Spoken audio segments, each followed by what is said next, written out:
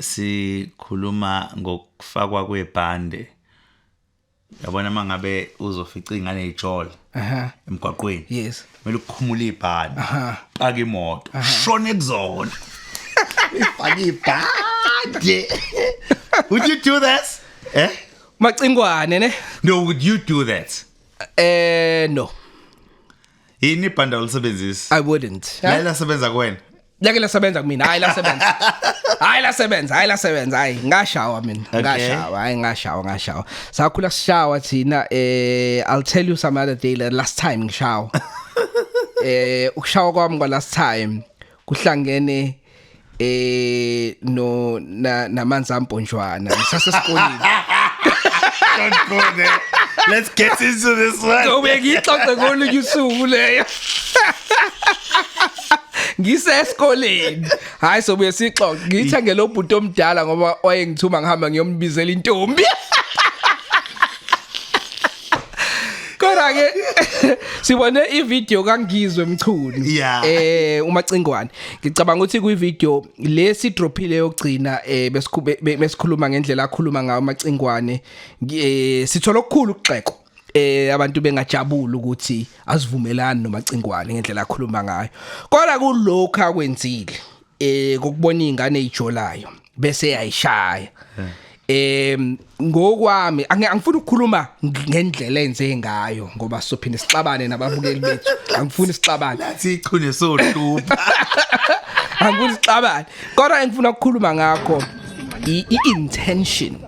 You know, i-intention into abezama ukuyenza ukulungisa ikhandri ngoba ubona ingane emele ngabe sesikoleni kodwa manje le ngane isiyajola ime nomfana bamesa kujola ongaqhukile izinto zesikole ngesikhathi sesikole I'm assuming ukuthi kwakuyisikhathi sesikole waseyama umacingwane wakhipha ibhandi kodwa uzosifakela la ubone ukuthi kwenzeka konke lokho angayibuka leya wathela induku and kuthe mabe kwenzeka intokozo ngabuka isikhathi esikusona njengamanje nohlobo labazali sibona njengoba sabazali nje nohlobo lweingane esesinazo in terms of their reasoning they reason differently and in terms of their mental health issues ingane zamanje zikutshela about mental issues ukuthi azikho right izinto thina sasingazazi ngesisakhula ilanguage sasingayikhulumi leyo kodwa njengamanje ingane ziyakutshela ukuthi mentally I'm not okay I'm actually going through a lot at the moment and they can bangakubalela si ready nje sithi intention ngamacingwane yokulungisa lezi ayingane si ready yini as a country ukuthi singaparenta izingane ukuthi wena Ntokozo ungaparenta ingane yami ukuthi ingane yami nje mangabe uyibona ime nomfana somewhere unelungelo lokuhamba ufike uyishaye uyiqhube uzuyifaka endlini kwami uyitshela usigadimi nomfana ngingakwamukela yini mina lokho noma mina ngingaphuma nesibhamu ngithi Ntokozo wenzani ushayela ingane yami uyinikwe ubani ingane yami Ntobeka ngikutshela iqiniso mfethu sikhule kanjalo yes sikhule kanjalo so mina it's not a matter of ukuthi si read it's a matter ukuthi sayiphunyula kanjani ngoba sikhule kanjalo mina ngikhula sikhule umuntu omdala umsaba kungasho lutho ukuthi uyamazi noma umazi ubusaba umuntu omdala wakamakhelwane usaba umuntu omdala uhlangana naye emgwaqweni yeah right uma uhlangana nomuntu omdala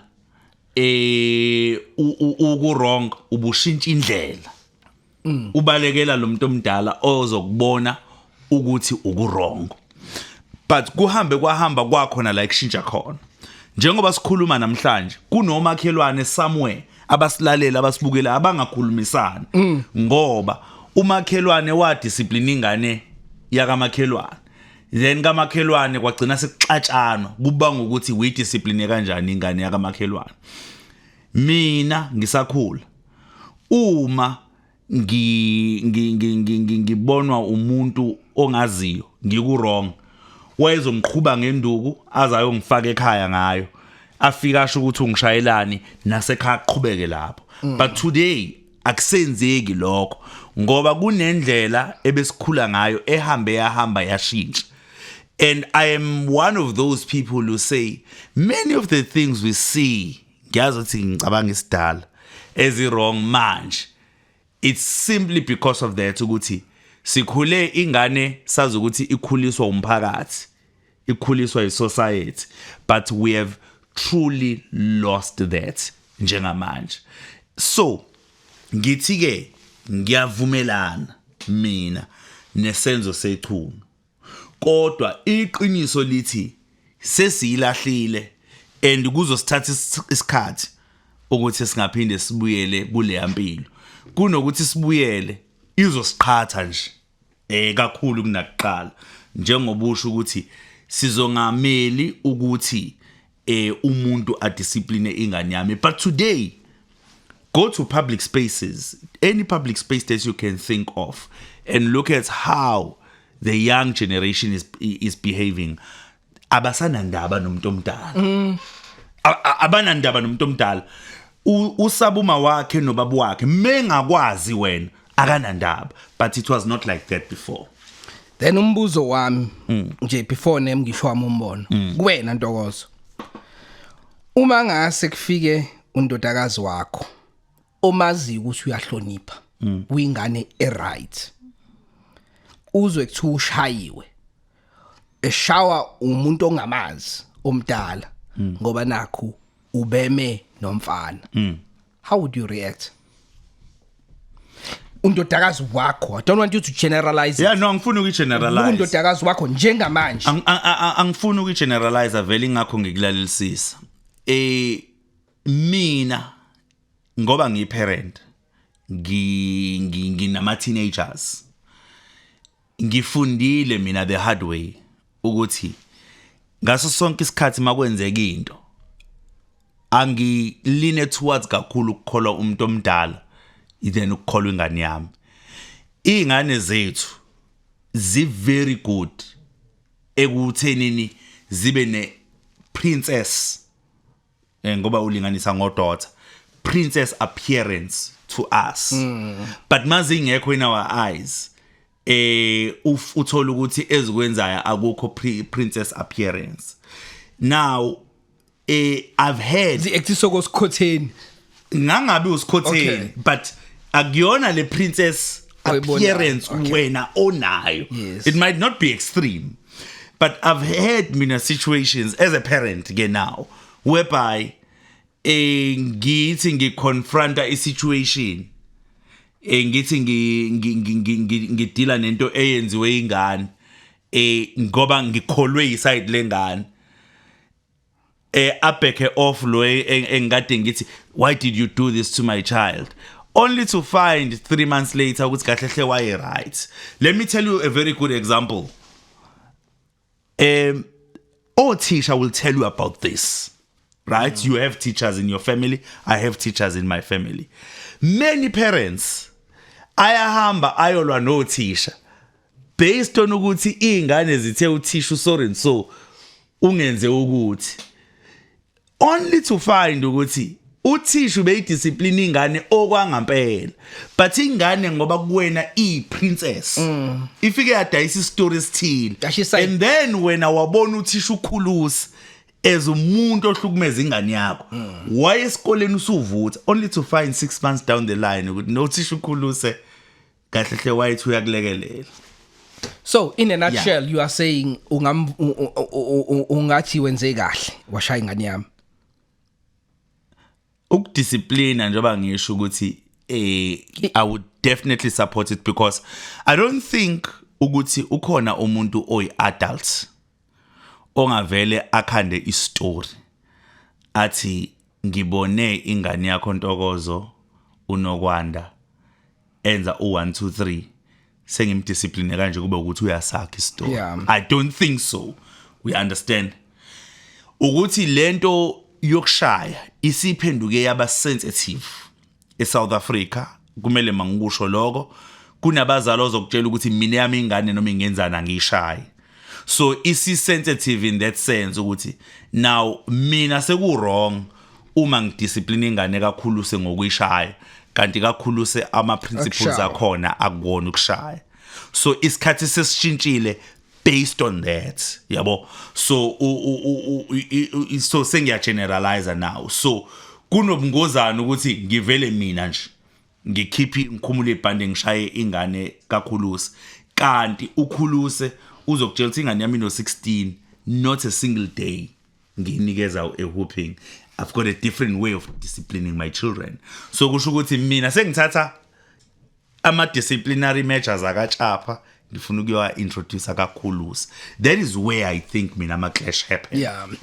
Yeah and 100% uqinisile and mina challenge enye nginayo njoba nje sivumelana ukuthi ngiyas understand isenzo sechuno and ngiya understand ukuthi uthi ayibuyele emasisweni kodwa la ngikhala khona ukuthi into wrong into ukuba wrong ngesikhathi samanje ku perceived, it's not black or white.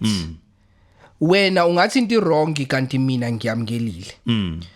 Ungathi wena ku wrong ukuthi ingane na 16 ine boyfriend. What if leyo boyfriend is introduciwe kumina? Ngiyayazi. Exactly. Ngoba phela siyazi uya manje ukuthi izingane ziyawa introduce ama boyfriends wazo and siya encourage wa ukuthi asikhulume nezingane ngoba masingakhulumi nazo zizoba nawo ama boyfriend zenze ikwenzayo emakhonini. Ongcono hlala nayo phansi ukhulume nayo, have that open relationship. That's the type of parenting ekuthiwa siyenze ingane. Kubizwa nge-soft parenting chapa. It's called soft parenting. We soft parenting now, you know, we negotiate. I get you. I love your example. Ukuthi what if lengane mina wena njengomzali wayo usuyazi ukuthi iyajola. Mina sengiyishayile kodwa. You understand? Because ama parents apparenta ngendlela engafani. Into ebhlungu ngezinto ngizosemisa igama lesingisi esizithatha njengezinto ezi immorally incorrect noma ezingamukelekile emphakathini azinawo ublack and white. You know, kungenzeka ukuthi wena strict when it comes to ukujola but awukho strict when it comes to alcohol. We understand? Now kunabantu mina engibaziyo ose even over 18 but they wouldn't dare bathinta utshwala phambi kwabazali babo. We understand? Because kubazali babo utshwala is a big no. Kodwa ukuthi une boyfriend, it's not an issue kumzali wakhe.